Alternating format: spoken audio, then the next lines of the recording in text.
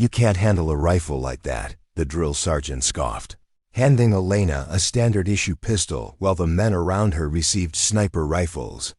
Little did he know this recruit had been a champion marksman since age 12. 3 months. Later, during a critical mission, that same recruit made one impossible shot from 2 kilometers away. Target neutralized. Now the entire platoon understood what happens when you underestimate a woman with a steady hand and steel nerves. Before we jump back in, tell us where you're tuning in from, and if this story touches you, make sure you're subscribed, because tomorrow I've saved something extra special for you. Elena Petrova adjusted her camouflage uniform as her transport approached the training grounds at Fort Benning.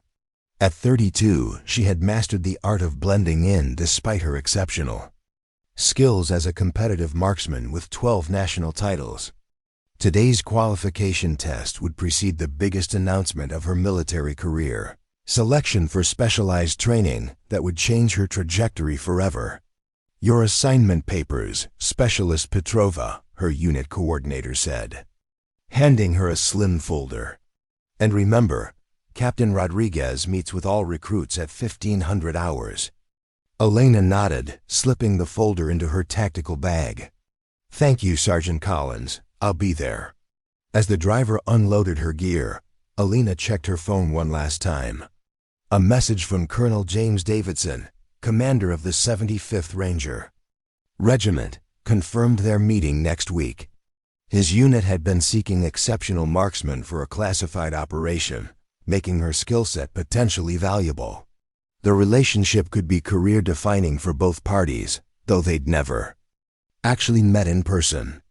Inside the training facility, Elena bypassed the main entrance, heading toward the specialized personnel access gate.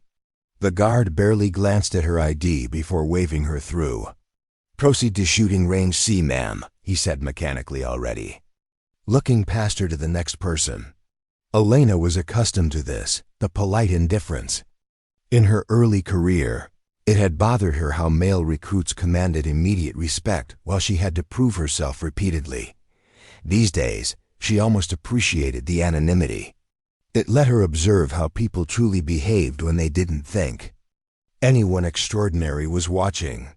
The training center was crowded with the usual mix of military personnel. Men in combat fatigues dominated the space, their confident voices carrying across the room as they discussed tactical maneuvers and previous deployments. A few women in uniform sat among them, some affecting the same boisterous confidence, others quietly reviewing materials. Elena chose a quiet corner, drinking water before reviewing her notes. The qualification papers needed one final review before tomorrow's assessment. She was so absorbed in her work that she almost missed the announcement for her group's preliminary briefing. As she approached the assembly area, Elena noticed the instructors greeting incoming personnel. The lead trainer, a broad-shouldered man with a buzz cut, was chatting animatedly with a male recruit sporting various marksmanship badges. "Daniels, great to see you again. Heard you qualified expert on all weapon systems last quarter," the trainer, whose nameplate read Sergeant Hayes, said enthusiastically. When it was Elena's turn, the same instructor gave her a cursory nod. "ID badge?" Hayes asked, his warm smile replaced with mechanical efficiency. Elena presented her credentials. Hayes scanned them, then returned them without meeting her eyes. "Group B, Area 4, he said, already looking past Elena to the next recruit. "Down the hall to your right." At the designated area, Elena stored her personal items and settled into her assigned spot. The qualification group was filling up with the usual demographic, mostly men in their 20s and 30s with a few older veterans peppered in. She watched as each male recruit received personalized greetings from the training staff. "Good morning, Cooper. Back for the advanced." Huh? How was that deployment to Kabul?" "Jackson, we haven't seen you in a few weeks." "How was that joint exercise with the Brits?" Elena observed it all with quiet interest. No one had offered her any personalized greeting, despite the fact that her military record listed her as having competed internationally, representing the armed forces in marksmanship competitions, where she had placed in the top 3 consistently for 5 years running. As the final recruits arrived, a tall man in pristine fatigues approached her row. "Area 4, he said with a practiced smile, gesturing to the spot beside her. "Looks like we're neighbors today. Lieutenant Marcus Reynolds." He settled in beside her, immediately signaling to a passing instructor. "Hayes, good to see you again," he called, as if they were old friends. Elena returned to her papers, mentally preparing for what experience told her would be an enlightening day, though not in the way the instructors might expect. The safety briefing concluded as the group moved toward the outdoor ranges. Elena had already stowed her documents, now watching the subtle dynamics of the group with practiced attention. Preparing and narrating this story took us a lot of time, so if you are enjoying it, subscribe to our channel. It means a lot to us. Now back to the story. Hayes and another instructor moved through the assembly, distributing equipment to the participants. "Here you are, Lieutenant Reynolds," Hayes said, presenting a high-end tactical rifle with a flourish. "The new M110A1. We've got you set up with the advanced optics you requested." When he reached Elena, he simply placed a standard issue M4 on the table without a word, already turning toward the next row.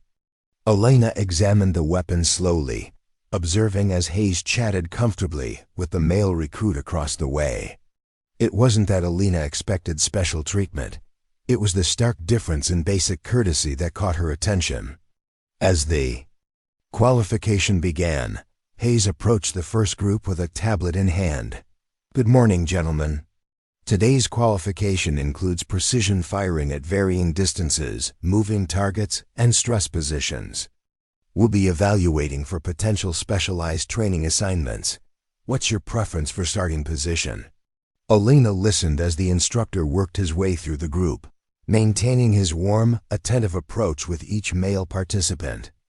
Lieutenant Reynolds beside her requested the long-range station first, receiving an "excellent choice, Lieutenant," in response. When Hayes finally reached Elena, his demeanor shifted subtly. No smile, no eye contact, just efficiency. "Which station?" he asked, his tone flat. "Could you tell me about the sniper qualification options, please?" Elena asked politely. Hayes's lips tightened slightly. "That's not available today." Elena raised an eyebrow. "I thought there was long-range qualification as well." "Those positions are limited," Hayes replied curtly. "We've assigned them already." From the corner of her eye, Elena noticed the instructor assigning a late-arriving male recruit to the sniper station. She made a mental note, but didn't comment. "The standard qualification then, and I'll need a spotting scope," she said. "We'll get to that shortly," Hayes said, moving away without acknowledgement. Lieutenant Reynolds leaned over slightly. "First time at specialized qual?" he asked, his tone conversational but slightly condescending. "Not exactly," Elena replied with a small smile. "I qualify regularly." "Well, tip for next time request. The sniper track in advance. It's always better than the standard qualification, and they can't deny you because it's pre-assigned." Elena nodded politely. "Thank you for the advice." As equipment was distributed, Elena noted that Reynolds received a high-end spotting scope with the latest digital enhancements, while her request went unfilled until she asked a second time, eventually receiving an older basic model unlike the equipment she observed being issued to others. The man to her right, a captain who had arrived last, received not only his requested rifle, but also a personalized briefing from the rangemaster. When the qualifications began, the discrepancy became even more apparent. Reynolds was escorted to a specialized platform with wind indicators and advanced targeting systems. A dedicated spotter was assigned to provide feedback and assistance. Hayes placed Elena at a standard firing position with barely a glance. Instead of the precision rifle others were using for similar distances, there was only the basic M4 with iron sights. No spotter was assigned to her station. "This isn't the appropriate weapon for precision work," Elena noted calmly. Hayes gave her a brief, tight smile. "This rifle suits you just fine." He moved on before Elena could respond. From the position behind her, Elena overheard a male recruit being offered both specialized ammunition and a range finder, the very items supposedly unavailable. Elena took out her phone, opened her notes app, and began typing discreetly. This wasn't the first time she'd experienced such treatment during military training, but it was certainly the most blatant. And on this particular day, with this particular qualification, the timing couldn't have been more significant. Elena prepared her position slowly, maintaining her composed demeanor despite the obvious slight. The rifle was standard issue with no modifications, nothing like the specialized equipment being provided around her. As she checked the sights, she observed Hayes attending to Reynolds with extra attention. "How's the setup, Lieutenant? Need any adjustments to the scope?" "Extra sandbags for stability?" "Excellent as always, Hayes," he replied. "And yes, a bipod would be perfect." Hayes beamed at him before turning away, never acknowledging Elena beside him. It was as if there were an invisible barrier between their firing positions. Elena sipped her water, continuing her careful documentation on her phone. 20 minutes into the qualification, she noticed the instructors gathered near the equipment tent. Hayes's voice carried just enough for her to catch fragments. "Always complaining, shouldn't be here anyway." A subtle glance showed Hayes gesturing in her direction while whispering to another instructor. The other trainer peeked over, then quickly looked away when he noticed Elena watching. Reynolds had struck up a conversation with the shooters across the range, their voices carrying confidently as they discussed their latest deployments and shooting competitions. Elena remained quiet, listening as they exchanged contact information, and made plans to meet at the officers' club the following week. "Excuse me," Elena finally said, raising her hand to signal an instructor. Her request remained unacknowledged for nearly 5 minutes before Hayes approached, his expression making clear the interruption was unwelcome. "Yes?" His tone was clipped, professional but cold. "I didn't receive any of the advanced targeting materials," Elena noted calmly, having observed range cards and wind charts being distributed to other participants. Hayes's smile didn't reach his eyes. "We've run out. Anything else?" Before Elena could respond, Hayes was already turning away. As he did, his elbow deliberately knocked against her canteen, spilling water across her ammunition and range book. "Oh," Hayes's surprise seemed performative. "I'm so sorry about that." He grabbed a thin cloth and dropped it on the puddle, making minimal effort to clean up the spill that was now soaking Elena's gear. "Let me know if you need anything else," Hayes added before walking away, leaving Elena to deal with the mess. Reynolds glanced over, offering a perfunctory, "tough luck," before returning to his conversation across the range. Elena dabbed at her damp equipment, adding another note to her phone. She had experienced her share of subtle discrimination throughout her military career, but rarely so blatantly. As a woman who had risen from civilian competitive shooter to military specialist, she had developed a thick skin and a strategic mind. When the range master passed by a few minutes later, Elena stopped him with a polite gesture.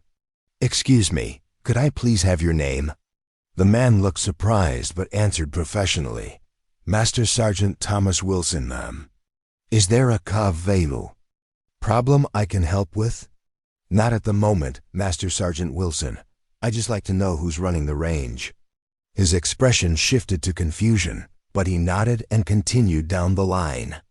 From her position, Elena could see Hayes distributing specialized earplugs to the shooters, offering them ballistic data sheets that had mysteriously appeared despite the supposed material shortage. When Reynolds received his set with personalized range data, Hayes deliberately avoided looking in Elena's direction, The message was clear.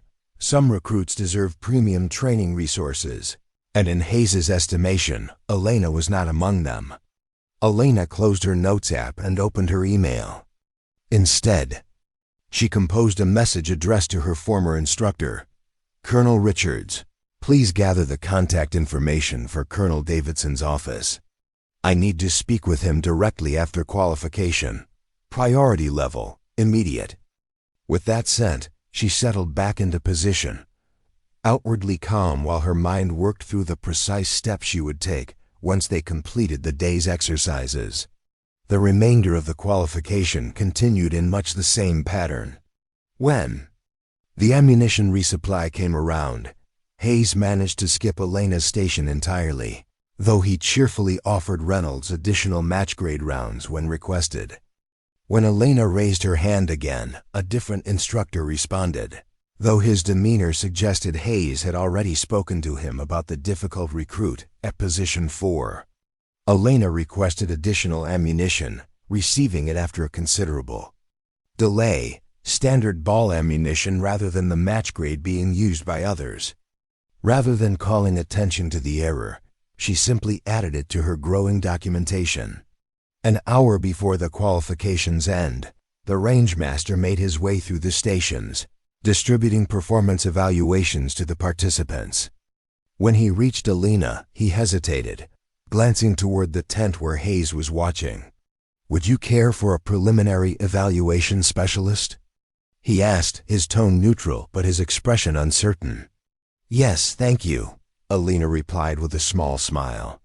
After he moved on, she noticed Hayes approach him in the equipment tent, whispering something that made him look back at Elena with renewed wariness. Reynolds had taken a break beside her, his half-finished water still clutched loosely in his hand. Across the range, 2 other recruits were discussing a recent deployment, their voices carrying easily. "Did you hear about the 10th Mountain Division?" one asked. "Word is they're announcing a special operation tomorrow. Elena Petrova's old unit, right? She's been making waves lately. Not what anyone expected when she joined. She's ruthless. From what I hear, brilliant shot but doesn't suffer fools." Elena kept her expression neutral, though a hint of a smile played at the corner of her mouth. Her reputation preceded her in certain military circles, though few would recognize her face. She had deliberately maintained a low profile throughout her career, rarely appearing in unit photos and declining most public recognition. This anonymity had served her well, allowing her to observe people's true behavior rather than the deferential facade often presented to known experts. As the qualification period neared its end, the instructors prepared for final evaluations. Elena cleaned her rifle and stowed her equipment, catching Hayes' eye briefly as the instructor passed by. Hayes quickly looked away, his discomfort evident now that he had heard the recruits' conversation. "Ladies and gentlemen, as we conclude today's qualification, please ensure your weapons are cleared and safety checked. All spent brass is collected, and your stations are cleaned. Final evaluations will be distributed at 1600 hours, the rangemaster announced as the qualification officially ended. The usual scramble for equipment began as soon as the ceasefire was called, despite the crew's request for participants to remain at their stations. Reynolds packed up his gear, checking his watch before gathering his belongings.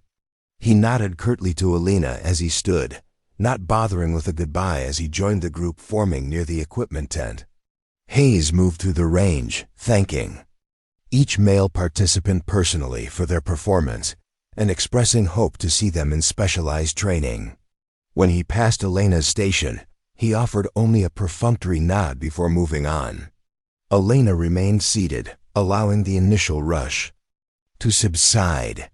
She had no need to hurry. Her next appointment would wait, and she had a phone call to make before leaving the training facility. She watched as Hayes laughed at something Reynolds said near the exit. The instructor's entire demeanor transformed into warm professionalism, a courtesy selectively applied. When the range had mostly emptied, Elena finally stood, collecting her gear with unhurried precision. The real business of the day was about to begin. The path to the administration building hummed with activity as participants streamed toward the debriefing rooms. Elena walked at an unhurried pace, observing Hayes and the other instructors stationed at the building entrance, offering warm feedback to select recruits.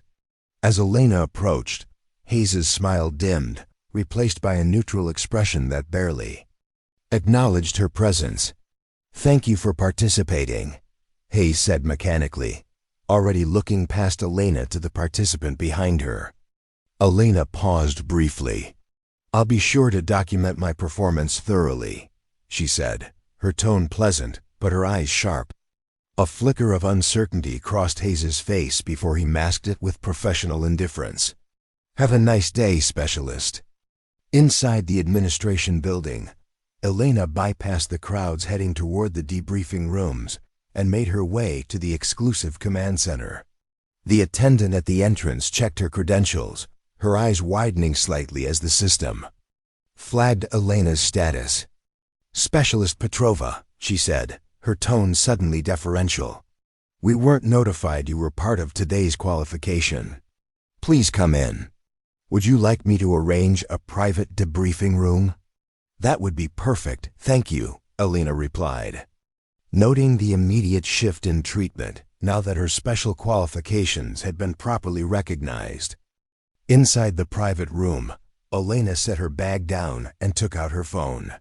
She dialed a number from memory, waiting only moments before it was answered. "Colonel Richards, I've completed the qualification. Has Colonel Davidson's office responded?" "Yes, Specialist Petrova. He was quite surprised by your request for an immediate meeting. He's actually at the training center for a command briefing and can meet you in 30 minutes. "Perfect. Have him come to the private debriefing room." 3. And Colonel, yes? Make sure he brings the training roster and qualification records from today's session. Already requested, Specialist Petrova. Elena ended the call and settled into the chair, reviewing her detailed notes from the qualification. Each instance of disparate treatment was documented with precision: times, statements, and specific actions. 20 minutes later, a light knock at the door preceded the attendant. "Specialist Petrova, Colonel Davidson has arrived." "Michael." Davidson entered the room with a confident stride of someone accustomed to commanding attention. In his mid-50s with salt and pepper hair and an impeccable uniform adorned with combat decorations, he extended his hand with a practiced smile. "Specialist Petrova, a pleasure to finally meet in person. I must say your request for an immediate meeting was quite unexpected." Elena shook Davidson's hand firmly. "Thank you for accommodating me, Colonel Davidson. Please have a seat." As Davidson settled into the chair across from her, his expression was one of polite curiosity mingled with slight confusion. "I understand you participated in today's qualification. I hope everything was satisfactory." "Far from it," Elena replied calmly, sliding her phone across the table. "I've documented a pattern of discriminatory behavior from one of your lead instructors, supported by several others. I'd like you to review it." Davidson's brow furrowed as he picked up the phone, scrolling through her detailed notes. His expression shifted from confusion to concern, then to alarm. "This is deeply concerning," he said finally, looking up. "I assure you, Specialist Petrova, this is not representative of our training standards." "I would hope not," Elena replied, "especially considering that I've been specifically recruited for the classified operation in Eastern Europe next month. An operation that requires the highest level of marksmanship skills I've demonstrated consistently for the past 8 years. Davidson's face paled visibly. "I had no idea. Few people connect my competition record with my military service," Elena said. "I prefer it that way. It allows me to see how your training staff truly treats recruits when they believe no one important is watching." She held his gaze steadily. "Now, Colonel Davidson, I'd like to discuss how you plan to address this situation, because I can assure you it will be addressed one way or another." The private room had grown uncomfortably silent as Davidson placed Elena's phone back on the table, his fingers slightly unsteady. The reality of the situation had clearly registered. One of his most valuable special operations candidates had been deliberately mistreated by his staff, and the consequences could be severe. "Specialist Petrova," he began, his tone deeply apologetic, "I want to personally express my profound regret for your experience today. This is absolutely unacceptable." "I agree," Elena said simply. "What I'm interested in is action, not apologies." Davidson nodded, straightening his posture. "Of course. I've already sent a message to have the instructors remain on site. I'll be conducting an immediate investigation." "That's a start," Elena replied. She opened her laptop and turned it toward him. "You should also know that I'm not the only qualified female specialist affected by this behavior. My previous commanding officer has compiled data suggesting a pattern of similar complaints from women at other training facilities who qualify for specialized roles." Davidson's eyes widened as he scanned the documentation. "I had no idea this was systemic." "Most discrimination is," Elena observed, "until someone decides to address it." A knock at the door interrupted them as Davidson's aide entered with a folder. "The training roster and qualification records you requested, sir." Davidson thanked him, then spread the documents on the table. "Sergeant Hayes has been with us for 6 years. There have been notes in his file, but nothing that triggered formal action, because the complaints were likely dismissed as isolated incidents," Elena said. "That ends today." 40 minutes later, Sergeant Hayes and Rangemaster Wilson stood in the administration office at Fort Benning, facing Colonel Davidson and Specialist Elena Petrova. Hayes's confident demeanor had evaporated, replaced by visible shock when he recognized his former trainee now sitting beside the colonel. "Sergeant Hayes," Davidson began gravely, "I've reviewed significant evidence of discriminatory behavior during today's qualification, corroborated by multiple witness accounts and your own service record." Hayes's face flushed. "Sir, I can explain." "There's no explanation that would justify what I witnessed," Elena interjected calmly, "or what appears to be a pattern of similar behavior over time." Davidson nodded. "Effective immediately, both of you are suspended pending investigation. Given the evidence already available, I expect this will result in serious disciplinary action." Wilson began to protest, but Davidson raised his hand. "The decision is final. The United States Army cannot and will not tolerate discrimination of any kind." As Hayes and Wilson were escorted out, Davidson turned to Elena. "I'll be implementing a comprehensive review of our training protocols and standards." Elena nodded. "I'll be watching the results closely, Colonel. Respect shouldn't depend on gender. In combat and in training, true character shows in how we treat others when we think no one important is watching." 3 weeks later, Elena found herself in a forward operating base in Eastern Europe, her specialized sniper training now complete. The mission briefing had been clear. Intelligence had identified a high-level arms dealer planning to sell advanced weapons systems to local terrorist cells. Elena's team was tasked with surveillance and, if necessary, neutralization of the threat. The commanding officer, Captain Marcus Rivera, had been skeptical when Elena was assigned to his unit as the primary sniper. His initial greeting had been cold, professional, but lacking the camaraderie he showed the male operatives. "Petrova," he'd said curtly during their first meeting, "your file says you're qualified, but this isn't a shooting range. In the field, things get messy. You need more than accuracy, you need nerve." Elena had simply nodded. "I understand, sir. Do you?" He'd challenged. "Because we can't afford mistakes. Not where we're going." "I won't make any," she'd replied, meeting his gaze steadily. That had been 5 days ago. Now as Elena calibrated her rifle in the pre-dawn hours, she reflected on how little had changed despite Davidson's intervention. The discrimination might be less blatant, but it persisted in subtle ways: the exclusion from tactical planning, The constant questioning of her capabilities, the sidelong glances when orders were given. "Heading out in 20, Rivera announced, entering the makeshift armory where Elena worked. "You clear on your position?" "Yes, sir," Elena replied, continuing her methodical preparation. "Ridge overlooking the meeting point, approximately 1,800 meters from target." Rivera frowned. "That's beyond effective range for most snipers."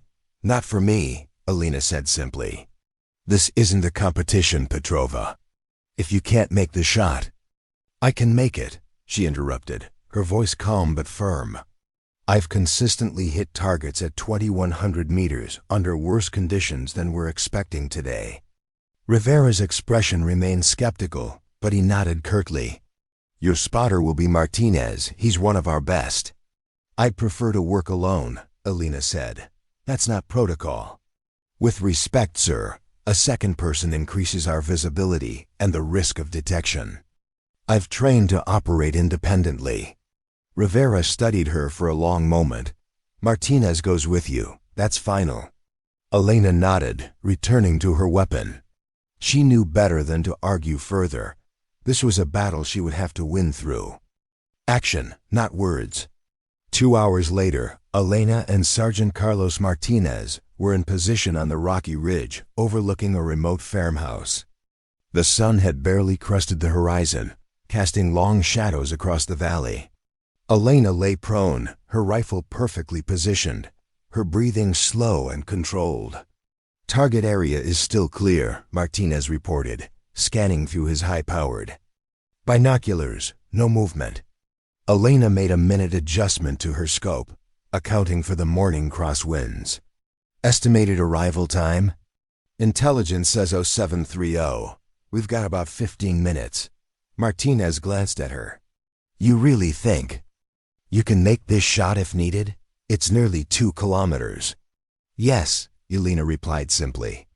Martinez shook his head slightly.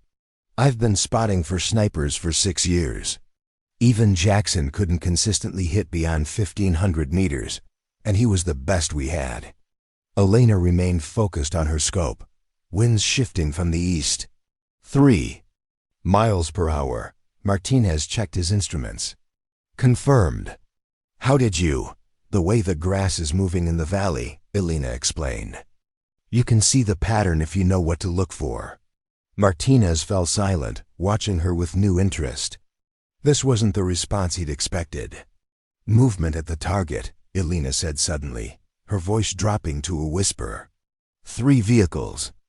Approaching from the south. Martinez swung his binoculars around. "Confirmed. 2 SUVs and a cargo van. Matches the intelligence profile." Elena's finger rested lightly beside the trigger guard, not touching it yet but ready. "Radio command." Martinez spoke quietly into his unit. "Overwatch to base. Targets approaching. 3 vehicles, matching expected profile. Awaiting confirmation to proceed." The radio crackled. "Base to Overwatch. Maintain position. Surveillance. Only unless situation changes. Rivera is moving teams into secondary positions." "Acknowledged," Martinez replied. They watched in silence as the vehicles pulled up to the farmhouse. Men emerged, 6 from the SUVs, armed with assault rifles, moving with military precision.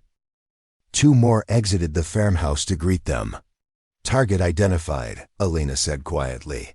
"Second man from the left blue jacket. That's Volkov." Martinez trained his binoculars on the indicated figure. "Confirmed. That's our arms dealer." The group moved inside the farmhouse, disappearing from view. "Now we wait," Martinez said, settling into position. They maintained their surveillance for nearly 3 hours. Occasionally, figures would appear at the windows or step outside briefly, but the main meeting remained concealed inside. "Something's not right," Elena said suddenly. Martinez looked at her. "What do you mean?" "The pattern of movement. They're too casual." Elena's eyes narrowed. "They're expecting to be observed, but think they're out of range." Before Martinez could respond, the radio crackled to life. All units, be advised. Rivera's voice came through, tense and controlled. We have new intelligence. Volkov's brought extra security. Saplight shows at least 10 more hostiles in the tree line north of the farmhouse. They've got our infiltration team pinned down. We need immediate intervention. Martinez's face paled. That's Jenkins's team. They're sitting ducks if those hostiles have the high ground. Elena's expression remained calm as she made rapid calculations in her head. I need coordinates. Martinez relayed the request, receiving the position of both the hidden hostiles and the trapped team. It's no use, he said after marking the locations on his map. They're completely outside our field of vision from here. We'd need to relocate, and that would take at least 40 minutes. Not necessarily, Elena replied. She studied the terrain through her scope, then made several adjustments to her rifle. There's a reflective surface, that broken window on the east side of the barn. I can use it to make an indirect shot. Martinez stared at her. That's impossible.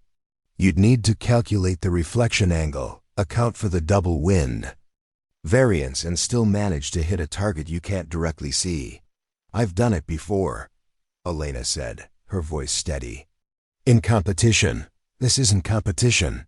No, Elena agreed. The stakes are higher. Which is why I won't miss. She spoke into her radio. Overwatch to base. I have a solution. I can neutralize the hostiles threatening the infiltration team. There was a pause before Rivera's voice returned. Negative overwatch. Shot is impossible from your position. Maintain surveillance and... Sir, Elena interrupted, protocol momentarily forgotten. I can make this shot. Your team has less than 5 minutes before they're flanked. Trust me. Another pause, longer this time. Elena could almost feel Rivera's internal struggle, his doubt in her abilities warring with the desperate situation. Proceed, he finally ordered, his voice tight. But if you miss, I won't, Elena said, already adjusting her position. Martinez watched in disbelief as Elena reconfigured her entire setup, shifting her angle slightly and adjusting her scope to an almost impossible degree of precision. The mathematics are complex, she explained quietly as she worked. You're calculating not just the primary ballistics but the reflection angle, accounting for the distortion from the glass and the secondary wind effects after the reflection. This is insane, Martinez muttered. Elena ignored him, completing her calculations and settling into her final position. I need absolute silence, she said, her voice barely audible. Martinez complied, watching as Elena's entire demeanor changed. She became utterly still, her breathing so shallow it was barely perceptible. For 30 seconds, she made no movement at all, becoming one with her rifle and the environment around her. Then, with perfect control, she squeezed the trigger. The crack of the rifle echoed across the valley. Through his binoculars, Martinez could see the distant window of the barn shatter completely as the bullet passed through it at precisely the calculated angle. Did you? He began. Wait, Elena said, already adjusting for a second shot. Their radio burst to life. Base to Overwatch. What the hell was that? The lead hostile just went down. How did you? 4 more targets, Elena replied calmly. Firing again, shifting to next position. 3 more shots followed in rapid succession, each perfectly placed despite the impossible angles and distances involved. All hostiles down, Rivera's voice came through, a new tone of disbelief and respect evident. Infiltration team proceeding to primary objective. Petrova, how did you make those shots? Practice, Elena replied simply. Martinez stared at her, his previous skepticism completely evaporated. I've never seen anything like that, ever. Elena was already refocusing on the farmhouse. Primary mission still active. Volkov is moving. Sure enough, the commotion had caused the arms dealer to emerge from the building, rushing toward one of the SUVs with a metal briefcase handcuffed to his wrist. Base, Target is attempting to flee, Elena reported. Do you want him taken alive? Affirmative, Rivera responded. But priority is preventing his escape with the weapon schematics. Elena tracked Volkov through her scope as he ran. I can disable the vehicle. From nearly 2 kilometers? Through a moving engine block? Martinez's disbelief had returned. Elena didn't respond, instead focusing completely on her shot.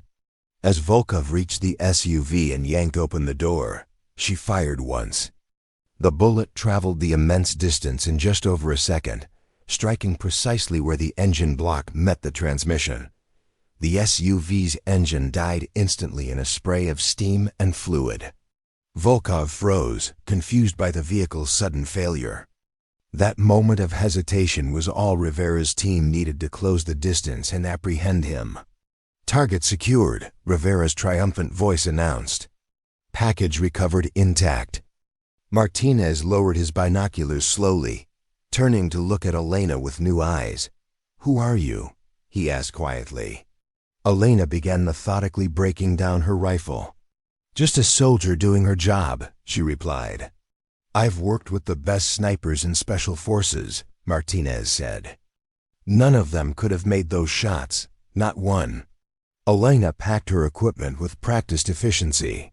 Perhaps they never had to. It's more than that, Martinez insisted. The calculations you made, the adjustments for wind and reflection, that's beyond training, that's intuitive. It's both, Elena said, securing her pack. Years of practice combined with natural ability. So why were you assigned basic qualification instead of advanced sniper training? Martinez asked, the pieces finally coming together. Elena met his eyes directly for the first time. Why do you think? Understanding dawned on Martinez's face. Because you're a woman. Some believe women lack the temperament for combat roles, Elena said, her voice matter-of-fact rather than bitter. Particularly specialized roles like sniping, where patience and emotional control are paramount. That's ridiculous, Martinez said, shaking his head. After what I just witnessed. It's changing, Elena acknowledged. Slowly. But change rarely happens without demonstration. Their radio crackled again. Overwatch returned to base, Rivera ordered. Mission complete, and Petrova, well done. The acknowledgement was simple, but the change in tone spoke volumes. As they made their way back down the ridge, Martinez kept glancing at Elena with a mixture of respect and lingering disbelief. You know this changes everything, he said finally. What you did today making shots that experienced snipers would. Call impossible, it can't be ignored. We'll see, Elena replied, her expression neutral. When they reached the extraction point, the atmosphere was noticeably different. The team that had gathered to return to base looked at Elena with new eyes, curious, respectful, even slightly awed. Rivera approached as the helicopters descended toward them. For a moment, he simply stood before Elena, his previous skepticism completely absent. In 20 years of combat operations, he said finally, I've never seen shooting like that. Thank you, sir, Elena replied. No, Rivera shook his head. Thank you. Jenkins and his team would be dead if not for your intervention. So would Volkov, and the intelligence in that briefcase would be lost. He extended his hand. I made a mistake doubting your capabilities, Specialist Petrova. It won't happen again. Elena accepted the handshake, her expression remaining professional despite the significance of the moment. As they boarded the helicopters, Elena found herself seated next to Jenkins, the leader of the infiltration team she had saved. I owe you my life, he said quietly over the roar of the rotors. We all do. Elena shook her head. You would have done the same. No, Jenkins replied with absolute certainty. I couldn't have made those shots. No one I know could have. He studied her for a moment. Why haven't we heard of you before? A hint of a smile played at the corner of Elena's mouth. Perhaps. You weren't listening. The flight back to base was filled with animated discussions of the operation, with particular focus on the seemingly impossible shots that had turned the tide. Elena remained quiet, allowing the conversations to flow around her. This wasn't about personal recognition, it was about demonstrating capability beyond question. When they landed, Colonel Davidson was waiting on the tarmac. His face broke into a smile as Elena disembarked. "Specialist Petrova," he called, approaching with extended hand. "Or should I say, the hero of the day?" "Just doing my job, sir," Elena replied. "Your job?" Davidson laughed. "Your job was surveillance." "What?" "You went far beyond that." He gestured toward the command center. "There are some people who'd like to speak with you." Inside, Elena found herself facing a group of high-ranking officers, including General Roberts, commander of Special Operations Command. "Specialist Petrova," the general began without preamble, "Captain Rivera has submitted a preliminary report of your actions today. Frankly, it reads like fiction." "It's all factual, sir," Rivera interjected. "I witnessed the results myself. Shots that should have been impossible." General Roberts studied Elena carefully. "I've reviewed your file, Specialist. National champion marksman at 17. Military competition record unmatched in the last decade. Yet somehow you were repeatedly denied advanced sniper training." "Yes, sir," Elena confirmed simply. "That oversight has been corrected as of today," Roberts stated. "Effective immediately. You're being reassigned to our elite sniper training program, not as a student, but as an instructor." Elena's carefully maintained composure slipped slightly.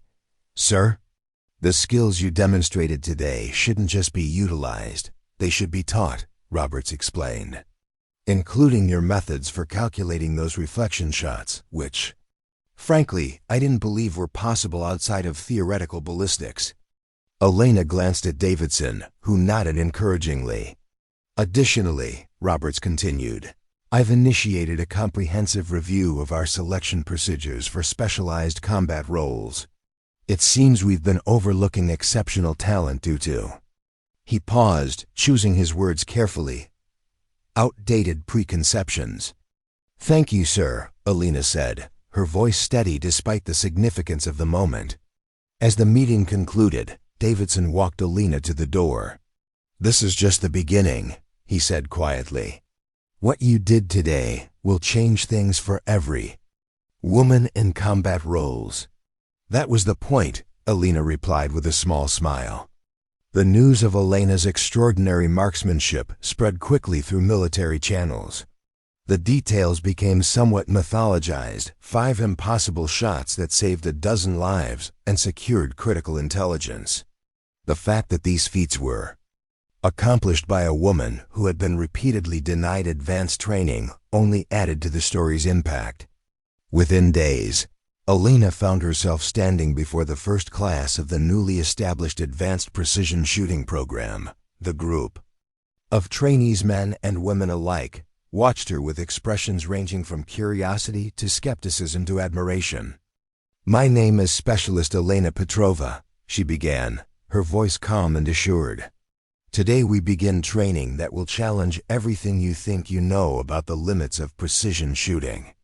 At the back of the room, she noticed Sergeant Hayes, the instructor who had once denied her a proper rifle, now seated among the trainees, his former arrogance replaced by attentive respect. "The first lesson," Elena continued, "is that limitations often exist only in our minds and in the minds of those who underestimate us." 6 months after the Eastern European mission, Elena stood on the firing range at Fort Benning, watching as her newest class of sniper trainees completed their final qualification exercise. The program she'd developed had already gained legendary status within special operations communities. The Petrova method, as some had begun calling it, combined mathematical precision with intuitive understanding of environmental factors in ways that had revolutionized sniper training. "Time," Elena called, and 20 shooters ceased fire simultaneously. She walked the line, examining targets through her spotting scope with meticulous attention. Most instructors would have delegated this task, but Elena believed in personal assessment. Each trainee deserved to know that their performance had been evaluated by the same exacting standards she applied to herself. "Martinez," she said, stopping behind a familiar face. Sergeant Carlos Martinez, once her skeptical spotter, had volunteered for her training program immediately after returning from Eastern Europe. "Your grouping has improved significantly. Your wind compensation still needs work on the longer distances." "Yes, ma'am," he replied with a respectful nod, no trace of his former doubt evident. Elena continued down the line, offering specific feedback to each trainee. When she reached the end position, she paused longer. "Hayes," she said, her voice neutral as she assessed the targets of her former instructor. "Your technical skills are solid. Your consistency at extreme ranges has improved 20% since your initial assessment." Sergeant Hayes nodded stiffly. His presence in her class had raised eyebrows throughout the base. After his disciplinary action, he had requested everyone's surprise assignment to Elena's program. His initial months had been marked by quiet humility, a stark contrast to his previous arrogance. "Thank you, ma'am," he said simply. Elena stepped back to address the entire class. "Final evaluations will be completed by 0800 tomorrow. Those who qualify will receive their advanced certification and assignment recommendations. Those who don't will be offered remedial training or reassignment according to their preferences." As the trainees dispersed to clean their weapons, Colonel Davidson approached from the observation area.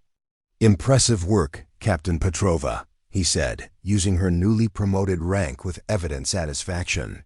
"The transformation in just 6 months is remarkable." Elena nodded acknowledgement of both the compliment and her recent promotion. "The trainees deserve the credit, sir. They've embraced methods that challenge conventional wisdom." "You're being modest," Davidson replied. "Your program has the highest qualification rate of any advanced sniper training in military history, despite having the most stringent standards." They walked together toward the administration building, falling into the comfortable rhythm they'd developed over months of collaboration on the training reforms. "The Joint Chiefs are taking notice," Davidson continued. "Your recommendations for restructuring combat role qualifications have made it to the highest levels. The old barriers are falling. Slowly," Elena noted. Despite her success, resistance remained in certain quarters. Traditionalists who viewed her methods as unproven or her accomplishments as anomalies. "But surely," Davidson countered, "change of this magnitude takes time, but it's undeniable now. 27% of your current class is female, a record for any special combat training program." Elena allowed herself a small smile. This statistic pleased her more than any personal recognition. Women have always had the potential. They just needed the opportunity to demonstrate it. Davidson nodded, then hesitated slightly before continuing. "That's actually related to why I sought you out today. There's a situation developing that requires your unique perspective." Elena raised an eyebrow. "Sir, General Roberts would like to brief you personally. He's waiting in my office." 10 minutes later, Elena stood at attention before General Roberts, the commanding officer of Special Operations Command, and a woman she didn't recognize in civilian business attire. "At ease, Captain," Roberts said. "This is Dr. Lillian Chun, Deputy Director of Intelligence Analysis." Dr. Chun nodded in greeting. "Captain Petrova, your reputation precedes you." "Thank you, ma'am," Elena replied, her curiosity piqued by the unusual meeting. Roberts gestured for everyone to sit. "What we're about to discuss is classified at the highest level, Operation Kingfisher." Elena maintained her composed expression despite her surprise. Operation Kingfisher was whispered about in special operations circles a proposed mission to neutralize Viktor Zarov, the elusive leader of a terrorist network responsible for attacks across 3 continents. We've identified Zarov's location, Dr. Chun stated without preamble. For the first time in 5 years, we have actionable intelligence on his whereabouts. The window is extremely narrow, Roberts added. Intelligence indicates he'll be at a remote compound in the Caucasus Mountains for approximately 72 hours, beginning 3 days from now. I understand the significance, sir, Elena said. But why am I here? Surely this operation would be assigned to established Tier 1 units. Roberts and Chun exchanged glances before Roberts continued. The approach to the compound presents unique challenges. The only viable insertion point is through a narrow mountain pass that's heavily monitored. Any conventional team would be detected. The geography makes a precision strike impossible, Dr. Chun added. Except for someone who can make the impossible shot. Elena finished, understanding dawning. Roberts nodded grimly. Our analysts have determined there's exactly one position that might, and I stress might, allow for a shot on the compound. The distance is 2,700 meters, with complex crosswinds through a mountain valley. Elena processed this information rapidly. The longest confirmed sniper shot in combat history was just over 3,500 meters, but that had been under near-ideal conditions with perfect visibility. What they were describing was something else entirely. There's more, Dr. Chen said. The shot would need to be taken at dusk during a brief window when Zarov conducts his daily security inspection, and it would require calculating bullet trajectory through 3 distinct wind zones. In other words, Roberts concluded, it would require someone who can do what you did in Eastern Europe, but under even more challenging conditions. Elena remained silent for a moment, mentally calculating the variables involved. The shot they described wasn't just difficult, it was beyond what most would consider the realm of possibility. I'd need to see the exact topographical data, she said finally.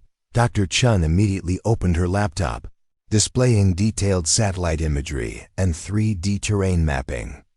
This is the compound. And this, she zoomed out, highlighting a distant ridgeline, is the only position that offers a line of sight to the inspection area.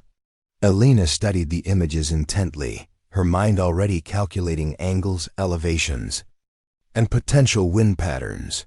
The shot is technically possible, she concluded, but the margin for error would be measured in millimeters, 1 degree of miscalculation at this distance. Which is why we're not asking if it can be done, Roberts said. We're asking if you can do it. Elena looked up from the laptop, meeting the general's gaze directly. Yes, sir. I can make the shot, Roberts nodded, unsurprised. Then we have one more complication to discuss. This mission would require absolute secrecy and minimal personnel. Ideally, a single operator, Elena finished. Me, you understand the implications, Dr. Chun said. No extraction team, no backup. If anything goes wrong, I'd be on my own, Elena acknowledged. Completely deniable. Roberts leaned forward. Captain, I want to be absolutely clear. No one would order you to take this mission. The risks are extraordinary, even by special operations standards. If you decline, there would be no negative repercussions. Elena's expression remained calm. When would I deploy? Tomorrow at 0400, Roberts replied. That would position you at the observation point with 24 hours to calibrate for local conditions before the window opens. I'll need specialized equipment, Elena said, already mentally assembling her requirements. Custom loads for the environmental conditions, advanced range-finding capabilities, and satellite communication for weather updates. Dr. Chen nodded. Already prepared. Our logistics team anticipated your needs based on your training program. Specifications, Elena stood. Then I accept the mission, sir. Roberts rose as well, extending his hand. The nation owes you a debt it can never repay, Captain. And regardless of the outcome, I want you to know that your contributions to our special operations capabilities have already changed the course of military history. As Elena turned to leave, Davidson, who had remained silent throughout the briefing, stepped forward. "Permission to speak privately with Captain Petrova, sir." Roberts nodded. "Of course. Dr. Chun and I have preparations to make." "Captain, final briefing will be at 03:00 tomorrow." When they were alone, Davidson turned to Elena, his expression troubled. "You don't have to do this." "With respect, sir, I do," Elena replied calmly. "This isn't about proving yourself anymore," Davidson insisted. "You've already done that. Your methods are being implemented across special operations. Women are being recruited for combat roles at unprecedented rates because of your example." Elena shook her head slightly. "This isn't about proving anything. It's about completing a mission that no one else can." Davidson studied her for a long moment. "The Elena Petrova I met 6 months ago might have taken this mission to prove her worth. The woman standing before me now doesn't need to prove anything to anyone." "No," Elena agreed, "I don't. That's precisely why I'm the right person for this mission. I'm not doing it to make a point. I'm doing it because it needs to be done, and I can do it." Davidson's concern remained evident, but respect gradually replaced it. "The transport will be ready at 03:30. I'll walk you to it myself." 26 hours later, Elena lay prone on a narrow outcropping of rock, her specialized Barrett M107A1 sniper rifle perfectly positioned before her. The ridgeline Dr. Chun had identified was even more precarious than the satellite imagery had suggested, a jagged spine of weathered stone with barely enough space for a single operator. The journey had been arduous, a high-altitude halo jump, followed by a 12-mile approach through treacherous mountain terrain. Elena had moved only at night, navigating by starlight and memorized topography to avoid detection by Zarov's extensive security network. Now as the afternoon sun began its descent toward the western peaks, she made her final preparations. The compound lay 2,732 meters away, nearly 2 miles, nestled in a protected valley that had made it invisible to conventional surveillance until a passing weather satellite had captured a thermal anomaly 3 days earlier. Elena checked her custom chronograph, measuring the precise speed of her specially designed ammunition under the current atmospheric conditions. The data would be crucial for the shot calculations. Her satellite communication device chirped softly, the secure channel opening for her scheduled check-in. "Overwatch, this is base," Dr. Chun's voice came through clearly. "Status report." "In position," Elena replied quietly. "Environmental readings stable. Target compound matches intelligence exactly. Confirmation on Zarov? Negative, no visual yet." Elena adjusted her advanced thermal scope slightly, but activity patterns matched the profile. 23 personnel visible. Security rotations consistent with provided intelligence. "Understood," Chun responded. "Meteorological update. Front moving in faster than anticipated. You'll have increased cloud cover at dusk." Elena calculated the implications immediately. Impact on visibility? Marginal for conventional optics. Your thermal should compensate. And the wind? Forecast shows increasing instability in the valley. Multiple direction shifts probable in the target window. Elena absorbed this news with characteristic calm, though it significantly complicated. "An already near impossible shot," acknowledged. "I'll recalibrate. Overwatch." Chun hesitated. "Latest intelligence confirms Zarov has moved forward his schedule for the next attack. Target is a civilian transportation hub in a major European city. Estimated casualties in the hundreds." "Understood," Elena replied, her resolve strengthening. "I'll make the shot." As the communication ended, Elena returned to her meticulous preparations.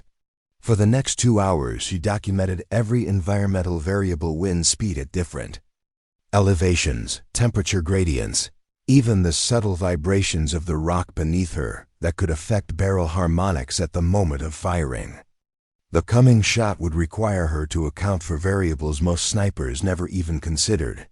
The Coriolis effect caused by Earth's rotation, air density changes through 3 distinct atmospheric layers, and even the minute gravitational variations caused by the surrounding mountain mass. As the sun touched the western peaks, bathing the valley in golden light, Elena detected movement in the compound. Through her scope, she watched as a group emerged from the central building, a security detail surrounding a tall figure whose bearing matched Zarov's dossier photos. "Target confirmed," she whispered into her communication device. "Copy," came the immediate response. "Authorization confirmed." Green light. Elena watched as Zarov began his inspection, moving methodically along the compound's perimeter. She had less than 5 minutes before he would return indoors. 5 minutes to calculate and execute a shot that pushed the boundaries of physical possibility.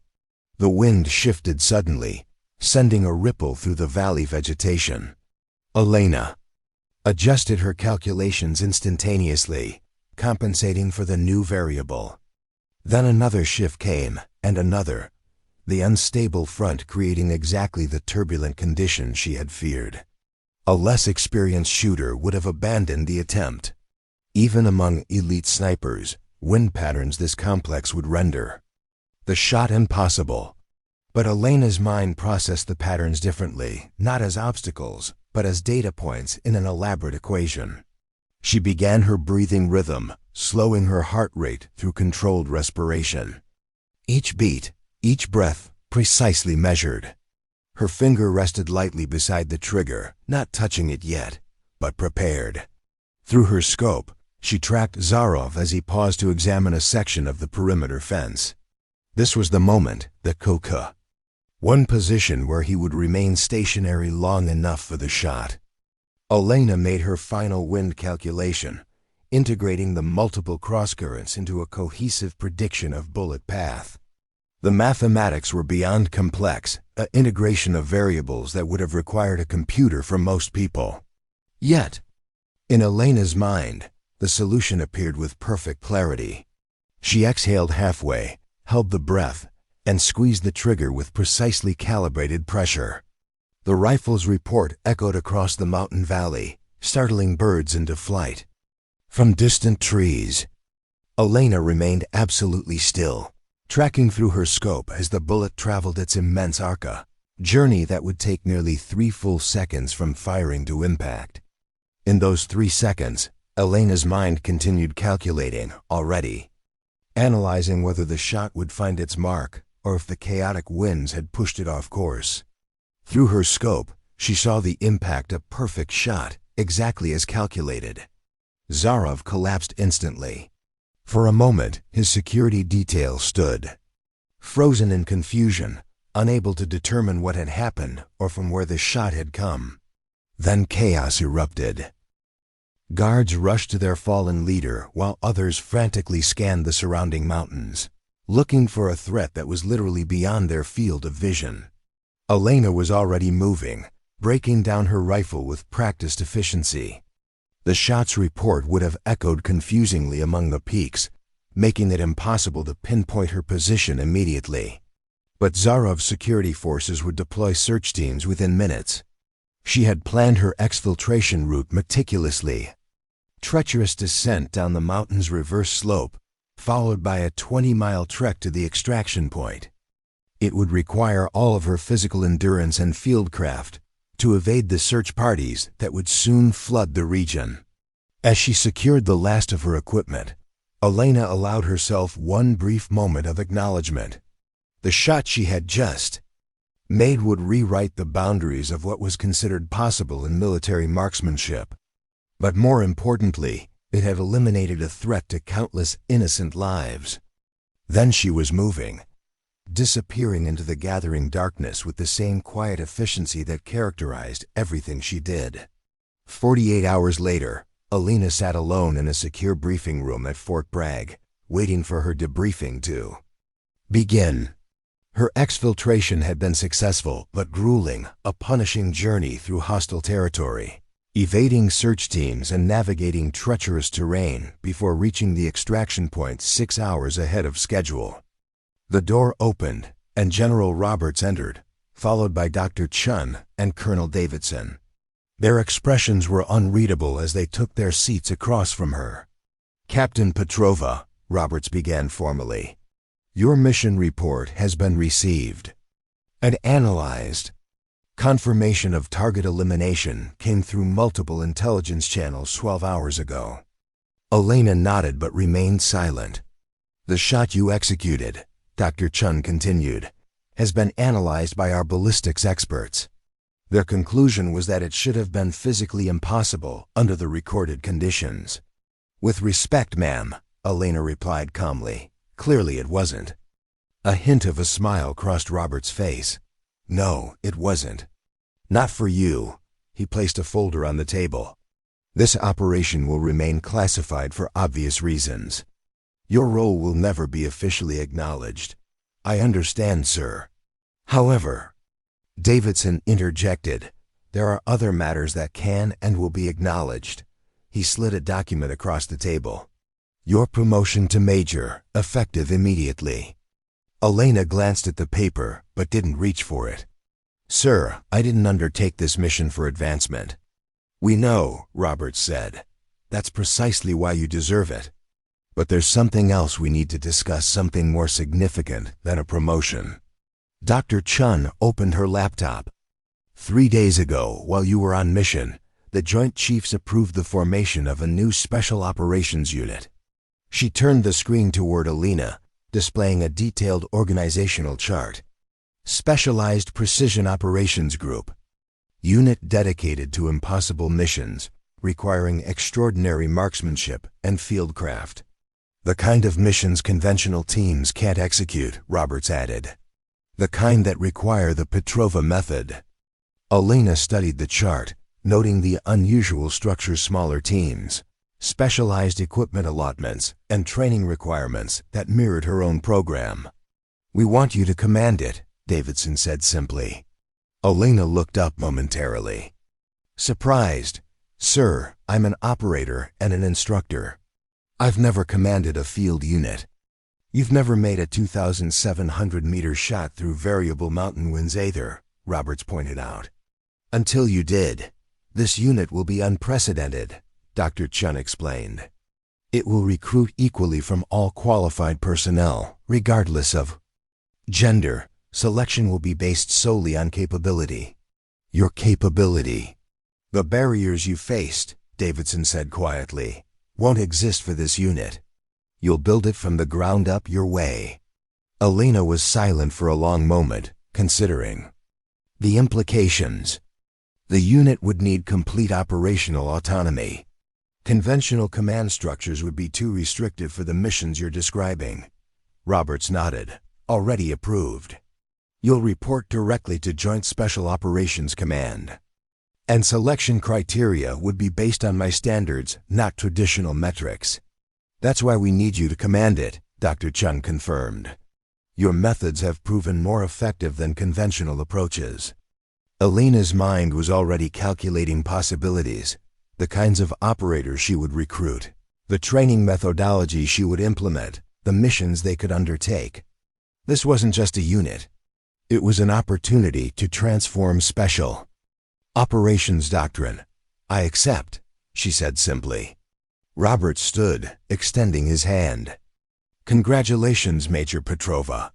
Report to JSOC headquarters next Monday to begin building your team." As the meeting concluded, Davidson remained behind, waiting until the others had left before speaking. 6 months ago, you sat in my office, documenting discrimination," he said quietly. "Today, you're creating a unit that will change the future of special operations. That's quite a journey." "The journey isn't over," Elena replied. "It's just beginning." Davidson nodded. "There will still be resistance. Change never comes easily, especially in institutions as tradition-bound as the military." "I'm counting on it," Elena said with the hint of a smile. Resistance is how we identify what needs to change next. As Elena left the briefing room, she passed the training center where she had once been denied appropriate equipment. Through the windows, she could see a new class of recruits, men and women alike, preparing for qualification. Among the instructors, she recognized Sergeant Martinez, now implementing the method she had developed. The sight confirmed what she already knew. Her greatest achievement wasn't the impossible shot she had made, but the barriers she had removed for those who would follow. Each person in that room would face their own challenges, but they would face them on more equal ground because of what she had accomplished. Her satellite phone vibrated with a message, the preliminary roster of candidates for her new unit. Elena scanned the list, noting with satisfaction the diversity of backgrounds represented. Former competition shooters, recon specialists, even several names she recognized from her own training classes, including, somewhat surprisingly, Sergeant Hayes. The final name on the list gave her pause. Lieutenant Elena Petrova, a young officer whose qualification scores had been exceptional, but who had been repeatedly denied advanced training until Elena's program opened the door. Elena made a mental note to review Petrova's full file. Perhaps this young officer would become for the next generation what Elena had become for this one. Proof that excellence transcends gender, that capability matters more than category, and that sometimes the most effective weapon against discrimination is simply demonstrating, beyond any possibility of denial, what you can do when given the chance. As she headed toward her quarters to prepare for her new command, Elena reflected on the journey that had brought her here. From being denied a proper rifle at qualification to commanding a groundbreaking special operations unit, the path had been challenging, but each obstacle had only strengthened her resolve. The lesson was clear, not just for her but for anyone who faced systemic barriers. Excellence is the most powerful argument, capability the most effective response, and persistence the strategy that ultimately prevails. 1 year after the formation of the Specialized Precision Operations Group, SPOG, as it had become known in military circles, Major Elena Petrova stood in the observation tower overlooking the advanced training facility that had been built to her specifications. Below, 20 operators moved through a complex course designed to test the limits of human perception and marksmanship. "They're making excellent progress," commented Lieutenant Colonel Davidson, recently promoted and now serving as liaison between SPOG and Joint Special Operations Command. "Especially considering the difficulty level you've set." Elena nodded, her eyes tracking a particular operator who moved with exceptional fluidity between firing positions. "Lieutenant Petrova is exceeding expectations. Her adaptability to changing environmental conditions is remarkable." Davidson followed her gaze. "You see yourself in her." "I see potential," Elena corrected mildly. "The same potential I see in all of them, regardless of background." In the years since taking command, Elena had transformed SPOG from a theoretical concept into one of the most elite units in the military. The selection process she designed ignored traditional metrics like gender, background, or even military experience, focusing instead on the specific cognitive and physical attributes that predicted success in precision operations. The results had been extraordinary. Her unit now consisted of 36 operators, 17 women and 19 men whose capabilities routinely defied conventional standards. They had completed 11 missions in the past 9 months, each one previously categorized as low probability of success, or even impossible by traditional assessment metrics.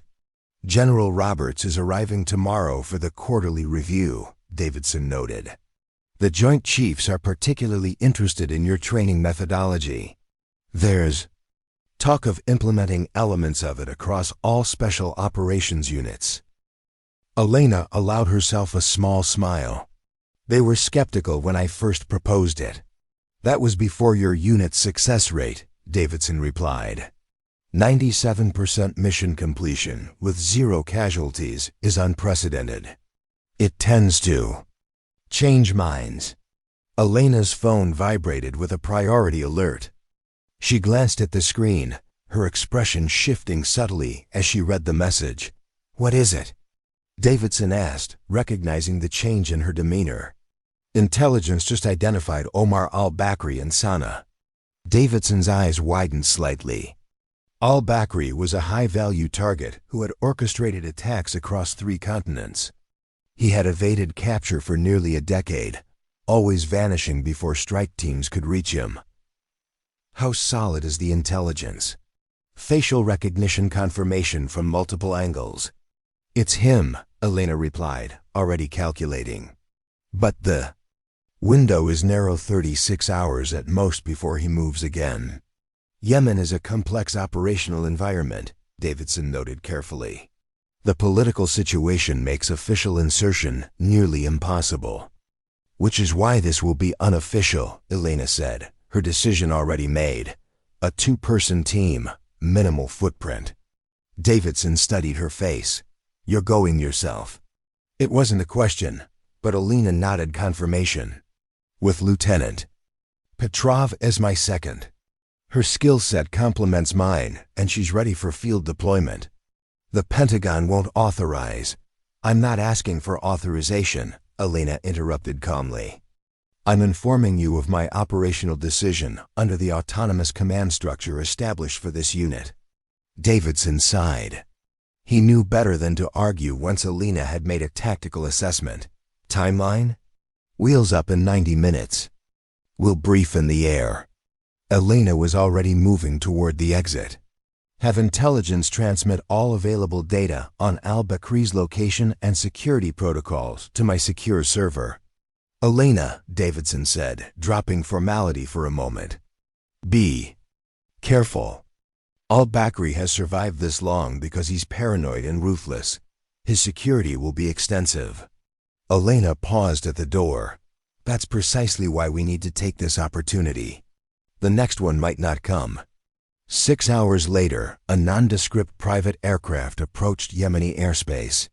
In the cabin, Elena and Lieutenant Elena Petrova studied detailed satellite imagery of their target location, a heavily fortified compound on the outskirts of Sana'a. "The approach presents significant challenges," Elena noted, highlighting a series of security checkpoints surrounding the area. Conventional infiltration would trigger multiple alarm systems. Petrov studied the images carefully. Her background before joining SPOG had included both competitive shooting and advanced mathematics, a combination that had immediately caught Elena's attention during selection. "What about here?" she asked, indicating a ridgeline approximately 1,850 meters from the compound. Elevation provides line of sight to the courtyard, where intelligence indicates al-Bakri conducts his meetings. Elena nodded approvingly. "Good assessment. The distance is well within our operational parameters, and the angle offers cover from perimeter sensors. But the extraction would be problematic," Petrov continued, thinking through the entire operation. "Once we take the shot, every security force in the area will be activated." "That's why we won't be extracting immediately," Elena replied. "We'll go to ground in this network of caves 5 kilometers east. Satellite imaging shows they're unoccupied and provide multiple exit points." Petrov absorbed this information. Without visible reaction, though the implications were clear, they would be isolated in hostile territory for an indefinite period. "Questions?" Elena asked. "No, ma'am," Petrov replied confidently. "I'm ready." Elena studied her second carefully. Elena Petrova had joined the military at 18, quickly distinguishing herself in basic marksmanship. Despite consistently outscoring her male counterparts, she had been passed over for specialized training until Elena's program created new opportunities. Her file contained commendations for exceptional performance alongside notes questioning her temperament for combat roles, the same coded language Elena had encountered in her own career. This mission isn't just about eliminating al-Bakri, Elena said quietly. It's about demonstrating that precision operations can succeed where conventional approaches have failed. The standards I've established for SPOG are being watched closely by military leadership. Our success or failure will impact future opportunities for everyone who follows. Petrov met her gaze steadily. I understand the stakes, Major. I won't let you down. I know you won't, Elena replied with confidence. That's why you're here. The aircraft began its descent toward a private airstrip in neighboring Oman, where they would transition to ground transportation for the final approach into Yemen. One more thing, Elena added. Trust your instincts. The calculations and training are essential, but in the field, there comes a moment when you have to look beyond the numbers and see the shot as it really is. That's what separates good snipers from great ones. 8 hours later, Elena and Petrov lay prone on the identified ridgeline, their specialized rifles positioned with perfect precision. The journey had been arduous, crossing the border undetected, navigating through contested territories, and ascending the steep ridge without alerting local security forces. Now, as afternoon shadows lengthened across the valley, they conducted their final preparations. Both women wore lightweight ghillie suits that blended seamlessly with the rocky terrain.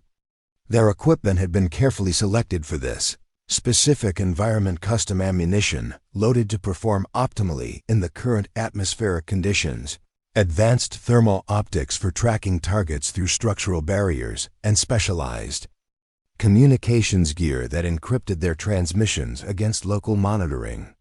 Wind patterns are complex, Petrov noted, monitoring her handheld weather station.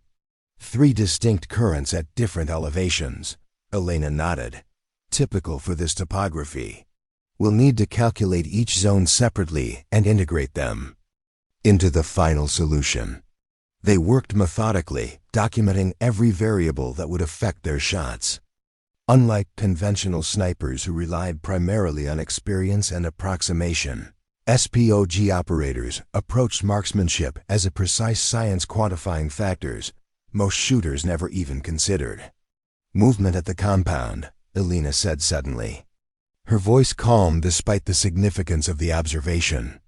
Through her scope, she could see increased activity around the main building, security personnel taking new positions, vehicles being moved. Arrival imminent? Petrov asked, adjusting her own optics.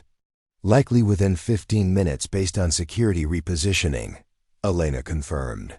Final calibrations now. They completed their preparations in focused silence, each woman absorbed in the complex calculations that would guide their shots.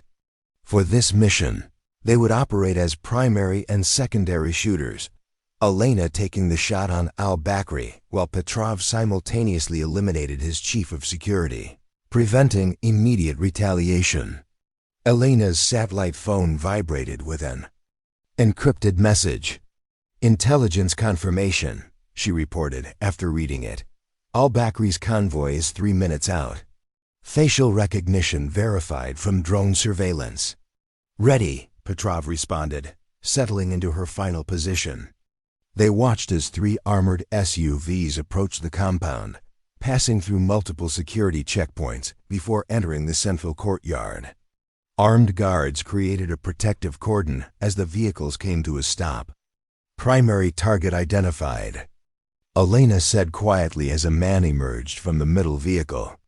Even at this distance, al-Bakri was recognizable, tall and distinguished with a characteristic limp from an injury sustained years earlier. Secondary target is the man to his right, blue jacket. Confirmed, Petrov acknowledged. They tracked the targets as they moved toward the main building, calculating the precise moment when both would be optimally positioned for simultaneous shots. Wind shift coming, Elena noted, feeling the subtle change in air pressure that preceded a directional change. 3 degrees east, approximately 7 knots. Petrov made the adjustment without comment, her movements fluid and confident. This was why Elena had selected her, not just for her technical skills, but for her adaptability under pressure. On my mark, Elena said as al-Bakri paused to speak with a guard. 3, 2, 1. Execute. 2 shots rang out in perfect synchronization, the sound echoing across the valley. Through their scopes, both women tracked the bullets' paths, nearly 2 seconds of flight time across the immense distance. The impacts were precisely as calculated.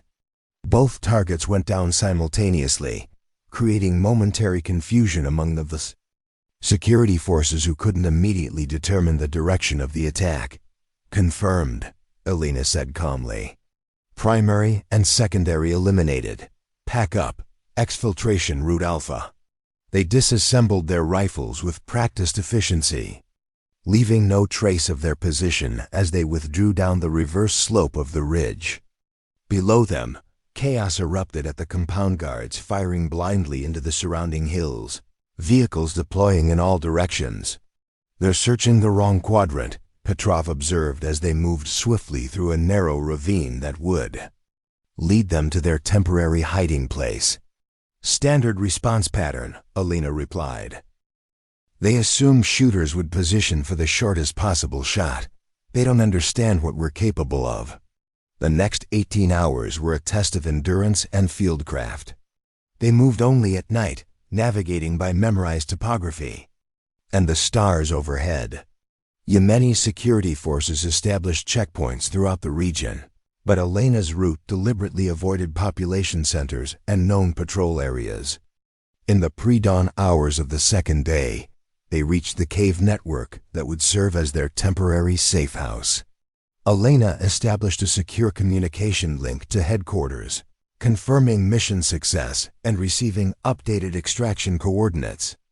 Extraction team will be in position at 0200 tomorrow, she informed Petrov after ending the transmission.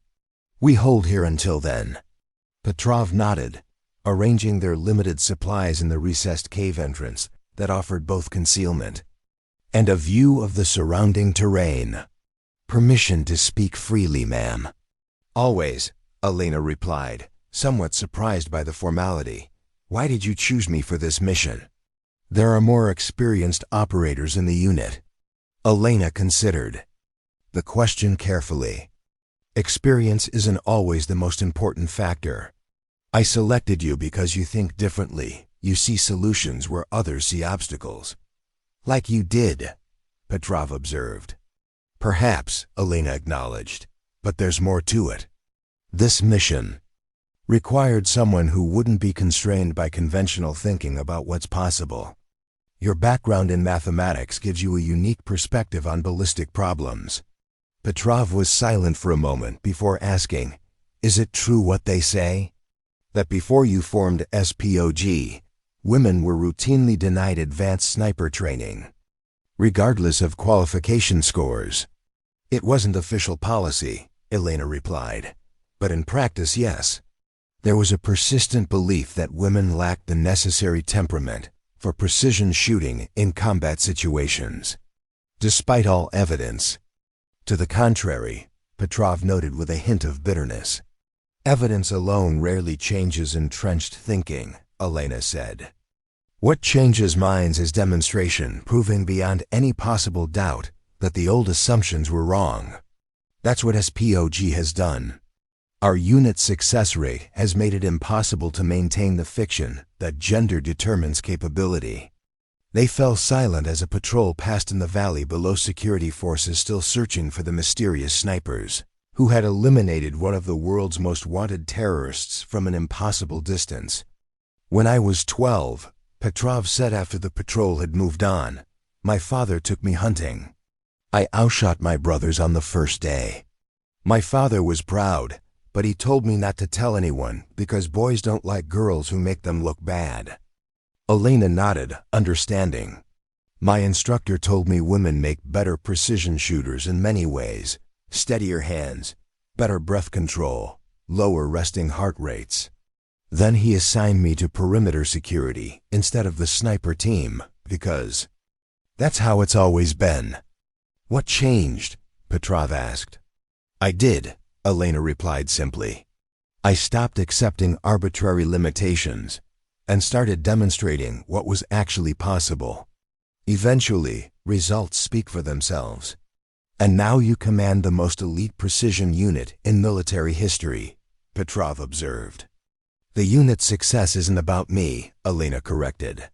It's about implementing selection criteria and training methodologies that identify and develop talent, regardless of preconceptions. The fact that nearly half our operators are women isn't because of preferential treatment. It's because when you remove artificial barriers, you discover that capability isn't defined by gender. As night fell, they took turns monitoring the surrounding area, alert for any sign of approaching threats. During her watch, Elena received another encrypted transmission confirmation that al-Bakri's death had been verified through multiple intelligence sources and that his network was already fracturing without his leadership. When Petrova woke for her shift, Elena shared the update. Mission officially confirmed successful. Intelligence indicates al-Bakri's elimination has disrupted 3 planned operations against civilian targets. Petrova absorbed this news with quiet satisfaction. Does it ever feel strange? Knowing that a single shot from 2 kilometers away can change the course of events so dramatically? It's not the distance that matters, Elena replied thoughtfully. It's the precision doing exactly what's needed, nothing more and nothing less.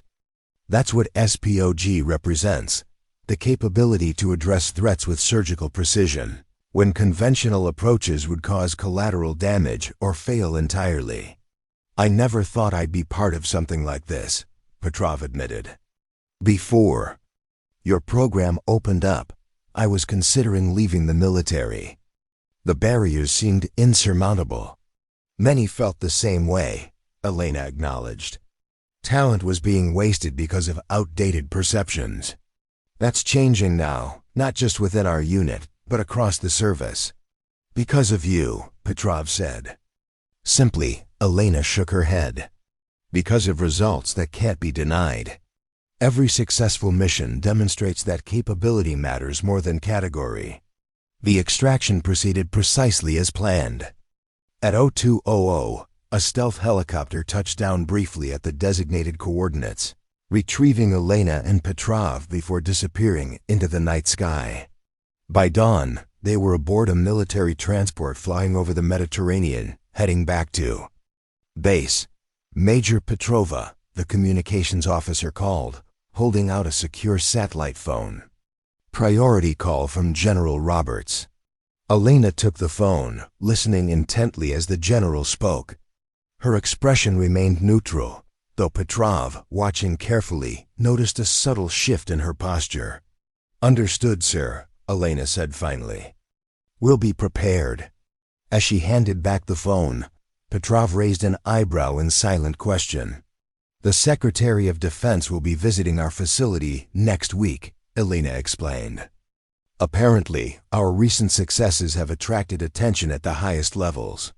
There's interest in expanding the SPOG model to other special operations units. That's significant, Petrov observed.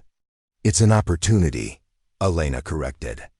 To institutionalize the changes we've pioneered: selection based on capability rather than convention. Training that develops natural aptitudes rather than forcing everyone into the same mold. When they landed at their home base 12 hours later, Elena was surprised to find Colonel Davidson waiting on the tarmac, alongside a formal honor guard, an unusual reception for a classified mission. "Welcome back, Major," Davidson said, saluting crisply. Elena returned the salute. "Thank you, sir. I wasn't expecting a reception committee." "Change of plans," Davidson replied with a hint of a smile. General Roberts and the Joint Chiefs moved up their timeline. They're waiting for your debriefing now. As they walked toward the administration building, Davidson lowered his voice. The al-Bakri operation has been classified as one of the most significant counterterrorism successes of the decade. Intelligence indicates his elimination has prevented attacks that would have caused hundreds of casualties. Lieutenant Petrov deserves recognition for her role, Elena noted. Her performance was exemplary. "She'll receive it," Davidson assured her, "as will you." The debriefing was unlike any Elena had experienced before. Instead of the usual small group of intelligence officers, she found herself addressing the Joint Chiefs of Staff, the Secretary of Defense, and representatives from allied military commands. Major Petrova, General Roberts began after introductions. "We're complete. Your operation to eliminate Omar al-Bakri succeeded where multiple conventional approaches failed over a period of years. The Joint Chiefs have asked you here to explain precisely how SPOG achieves these results consistently." For the next 2 hours, Elena outlined the principles that guided her unit, the selection criteria that identified unique talents, the training methodologies that developed those talents to their fullest potential, and the operational philosophy that emphasized precision over force. "The key insight," she concluded, "is recognizing that excellence doesn't conform to predetermined categories. When we select for specific capabilities rather than traditional backgrounds, we discover extraordinary talent in unexpected places." The Secretary of Defense leaned forward. "Major, your unit's success rate is unprecedented. 11 high priority missions completed successfully in 9 months, with 0 casualties and minimal operational footprint. The question before us now is whether this model can be scaled." "It can," Elena replied confidently. "The principles are universal, even if the specific application varies by mission type. The limiting factor has never been capability, it's been our willingness to recognize capability wherever it exists." After the debriefing concluded, General Roberts asked Elena to remain behind.